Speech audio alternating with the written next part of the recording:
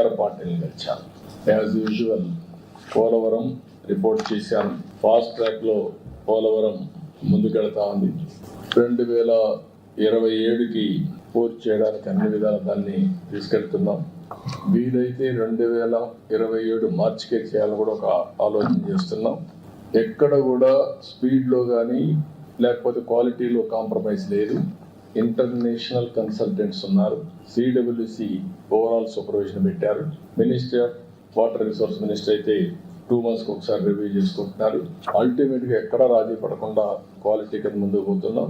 ఎలాంటి రాజీ పడకుండా over lapping, ఓసారి క్వాలిటీ కాంప్రమైజ్ కాకుండా టైం కావాలంటే తీసుకుని కంటిన్యూగా ప్లానింగ్ చేసి ఎంత తొందరగా అయితే తొందరలో పోలవరం పూర్తి చేసి జాతికి అంకితం చేస్తాం. పోలవరం మీ అందరికీ తెలుసు, ఒక డ్రీమ్ ప్రాజెక్ట్. తెలుగు జాతికి ఇది ఒక పెద్ద వరం. అలాంటి ప్రాజెక్ట్ని డయాఫామ్ వాల్ మొత్తం గోదావరిలో కలిపేసి ఈరోజు మళ్ళీ వేరే డయాఫామ్ వాల్ 400 కోట్లతో చేసిన దాన్ని ఈరోజు దగ్గర 980 కోట్లు ఖర్చు పెట్టే పరిస్థితికి వచ్చాం. మోర్ దెన్ డబల్ మళ్ళా ఖర్చు పెట్టి ప్యారలల్ డయాఫామ్ వాల్ కట్టే పరిస్థితికి వచ్చాం. కాస్ట్ కూడా పెరిగింది. అయితే ఓసారి ప్రజాస్వామ్యం హెవీ ప్రైస్ కూడా పే చేస్తుంది. అదే జరిగింది. ఏదైనా కూడా ప్రాజెక్ట్ని ఏమాత్రం నిర్లక్ష్యం చేయకుండా పూర్తి చేస్తున్నాం. It is going on war footing.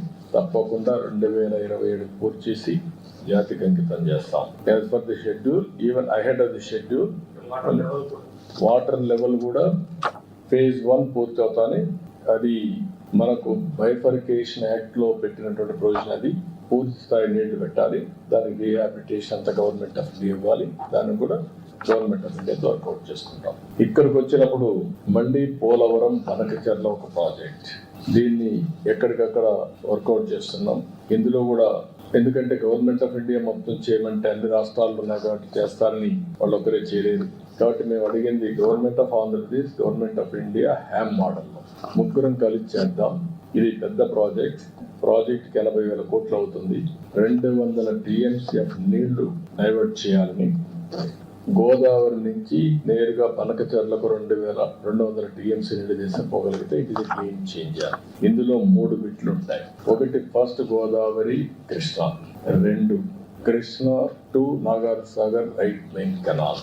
అక్కడ రిజర్వాయర్ కూడా వస్తుంది, బొల్లాపల్లి రిజర్వాయర్ వస్తుంది. అక్కడి నుంచి వెలుగొండ కూడా నీళ్ళు వెళ్ళే పరిస్థితి వస్తుంది గ్రావిటీతో. థర్డ్ బిట్ బొల్లాపల్లి నుంచి నాగార్జునసాగర్ రైట్ మెయిన్ కెనాల్ నుంచి Banakacherla, that is the gateway. అక్కడికి వెళ్తే ఆల్ రిజర్వాయర్స్ కి, ఆల్ కెనాల్స్ కి మనం కనెక్ట్ చేసే పరిస్థితి వస్తుంది. ఇన్క్లూడింగ్ సోమశిల, కందలే, తిరుపతి, బాలాజీ సాగర్ కూడా వచ్చే పరిస్థితి, రిజర్వాయర్కి వచ్చే పరిస్థితి వస్తుంది. ఇది మొత్తం కలిసి దగ్గర 80,000 కోట్ల రూపాయలు అవుతుంది. దీనివల్ల గాలేరు నగరికి, హంద్రి నివాకి, తెలుగు గంగకి, వెలుగొండకి అన్నిటికీ అన్నిటిని ఇచ్చే పరిస్థితి వస్తుంది. దీన్ని తొందరలోనే 1 month లోపల ఎగ్జామిన్ చేయమన్నాం. ఎవరికి కూడా వ్యతిరేకం కాదు.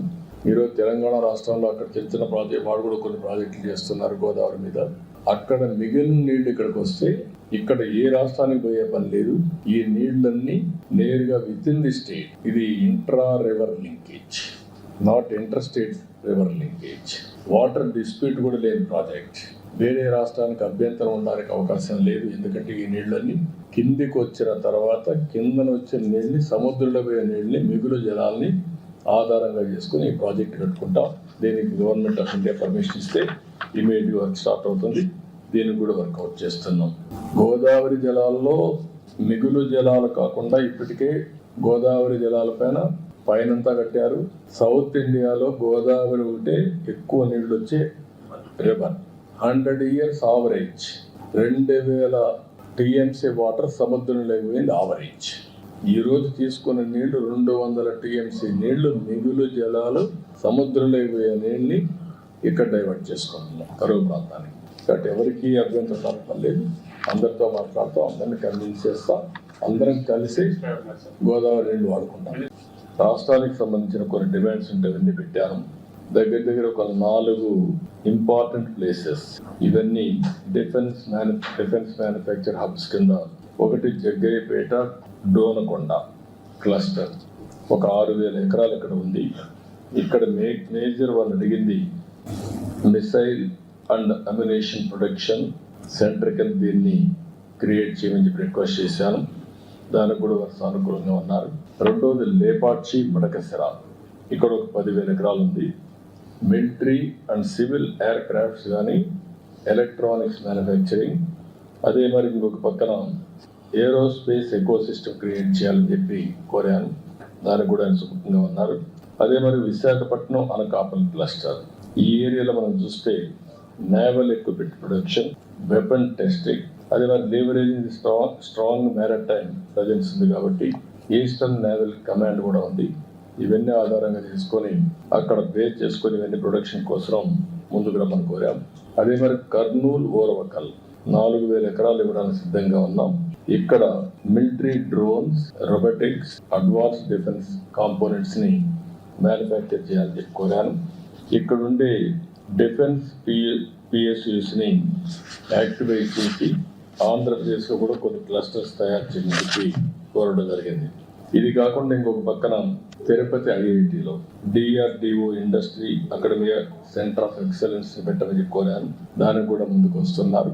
ఇంకొక పక్కన common storage policy for ammunition, అదే మరిగా లైసెన్స్ అథారిటీస్ కావాల్సినటువంటి స్టోరేజ్ కానీ టెస్టింగ్ కానీ ఇవన్నీ కామన్ ఇన్ఫ్రాస్ట్రక్చర్ క్రియేట్ చేయమన్నాం. అది కూడా చేస్తా ఉన్నారు. ఇంకొక పక్కన పెద్ద ఎత్తున MRO aerospace manufacturing and MRO కూడా క్రియేట్ చేయమని చెప్పి రిక్వెస్ట్ చేశాం. ఇక్కడ మెయిన్ గా ఆంధ్రప్రదేశ్ లో రాయలసీమ ప్రాంతంలో Lepakshi to Orvakal hitech industries చేయడానికి అవకాశం ఉంది. ఒక పక్క aerospace, civil and also military aircrafts, అదే సమయంలో అదర్ ఎకో సిస్టమ్ డ్రోన్స్ కానీ ఇవన్నీ తయారు చేయడానికి అవకాశం ఉంటుంది. ఇంకొక పక్కన ఈరోజు యాపిల్ మీటింగ్ కూడా పెట్టుకున్నాం. అందరూ కూడా వచ్చారు, మ్యానుఫ్యాక్చరర్స్ అందరూ వచ్చారు. They are very positive. Especially Bengaluru to Hyderabad కారిడార్లో లేపాక్షి టు ఓర్వకల్ ఈ మధ్యలో ఎలక్ట్రానిక్స్ సిటీనే కట్టడానికి వారు సిద్ధంగా ఉన్నారు. వాళ్ళందరితో మాట్లాడాం. వాళ్ళు తొందరలో నాకు 3 నెలల్లో పని ప్రారంభిస్తామని హామీ ఇచ్చారు. ల్యాండ్ అవన్నీ ఫైనలైజ్ చేసి వీఆర్ మూవింగ్ ఫార్వర్డ్. అంటే ఆ రాయలసీమ ఏరియాలో మీరు ఒకసారి చూస్తే లేపాక్షి నుంచి ఓర్వకల్ వరకు ఒకటి ఏరోస్పేస్, డిఫెన్స్, సివిల్ రెండు కూడా ఎయిర్ క్రాఫ్ట్స్ ఇవన్నీ తయారు చేయడానికి, ఎంఆర్ఓ తయారు చేయడానికి ఒక పక్క బెంగళూరు ఎయిర్పోర్ట్ ఉంది, పక్కనే పుట్టపర్తి ఎయిర్పోర్ట్ ఉంది, ఓర్వకల్ ఎయిర్పోర్ట్ ఉంది, అటు సైడ్ పోతే హైదరాబాద్ ఎయిర్పోర్ట్ ఉంది, మధ్యలో కూడా ఇంకొక ఎయిర్పోర్ట్ వచ్చే అవకాశం ఉంటుంది. డిఫెన్స్ కానీ ఈ రెండు చాలా వస్తాయి. మూడోది అక్కడికి వచ్చే కొద్దికి ఎక్కువగా ఎలక్ట్రానిక్స్ కోసం మ్యానుఫ్యాక్చరింగ్ హబ్గా తయారు చేస్తాం.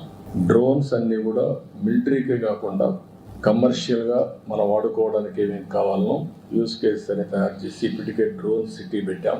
First of it's kind in India. Use cases అన్ని తయారు చేస్తున్నారు. మ్యానుఫ్యాక్చరింగ్, పైలట్స్ ట్రైనింగ్, ఒక ఎకో సిస్టమ్ క్రియేట్ చేసి కంట్రీకి మొత్తం ఒక హబ్గా తయారు చేస్తున్నాం. ఏదైతే సోలార్ రూఫ్ టాప్ సూర్యగారు ఈ కార్యక్రమం కింద ఒక 30 లక్షల కుటుంబాలకి కరెంట్ ఇవ్వాలనుకుంటున్నాం. దాన్ని కూడా క్లియరెన్స్ ఇవ్వమని చెప్పి అడిగాను. ఇది డిమాండ్ డ్రివన్ ప్రోగ్రామ్ కాబట్టి మీరు ఎంత చేసి అంత ఇస్తామని చెప్పారు. దాని ప్రకారం మ్యాక్సిమం వెళ్తున్నాం. ఇది కూడా క్లియర్ చేయడం జరిగింది. అందుకే కాన్స్టిట్యున్సీకి మినిమం 10,000 రూఫ్ టాప్ సూర్యగారి కింద ముందుకు పోతున్నాం. ఇది కూడా వార్ ఫుటింగ్లో ఎస్పెషల్లీ వీకర్ సెక్షన్స్కి ఎస్సీ ఎస్టీ ఫ్రీగా ఇస్తాం. గవర్నమెంట్ ఆఫ్ ఇండియా ఇచ్చేదే కాకుండా బీసీలకు అదనంగా ఒక 20,000 రూపాయలు అదనంగా ఇస్తాం. దీన్ని పెద్ద ఎత్తున టేకప్ చేస్తాం. ఇంకొక పక్కన సబ్ స్టేషన్ ఫీడర్ లెవెల్లో కుసుమ్ కింద 2,000 మెగావాట్లు ఉత్పత్తి చేయడానికి అనుమతించారు. అది కూడా శాంక్షన్ చేశారు. దాన్ని కూడా తీసుకొని ముందుకు పోతాం. దీంతో ఆంధ్రప్రదేశ్ గ్రీన్ ఎనర్జీ హబ్గా తయారవుతుంది. రాయలసీమలో అడ్వాంటేజ్ ఉంది. ఒక పక్క సోలార్ ఎనర్జీ, ఇంకొక పక్కన ఏదైతే విండ్ ఎనర్జీ, మూడోది పంప్డ్ ఎనర్జీ. ఈ మూడు కలిపి బ్యాటరీ కూడా పెట్టుకోగలిగితే 24/7 పవర్ వచ్చే పరిస్థితి వస్తుంది. ఏదైతే ఈ వ్యవస్థని పూర్తిగా నిర్వీర్యం చేశారు, ఈరోజు కాస్ట్ తగ్గించే దిశగా వినియోగదారుడికి బెనిఫిట్ అయ్యే విధంగా, అదే మరి అల్టిమేట్గా ఆంధ్రప్రదేశ్ గ్రీన్ ఎనర్జీ హబ్గా డౌన్ స్ట్రీమ్ ఇండస్ట్రీస్కి ముందుకు పోతున్నాం. రాయలసీమ అయితే గ్రీన్ ఎనర్జీ ఉత్పత్తి చేయడానికి వస్తుంది. అదే మరి కోస్టల్లో ఏవైతే పోర్ట్స్ ఆధారంగా చేసుకొని ఎక్కడికక్కడ గ్రీన్ హైడ్రోజన్, అమోనియా ఇవన్నీ ఎక్స్పోర్ట్ చేయడానికి అవకాశం ఉంది. ఆ కార్యక్రమంలో ముందుకు పోతున్నాం.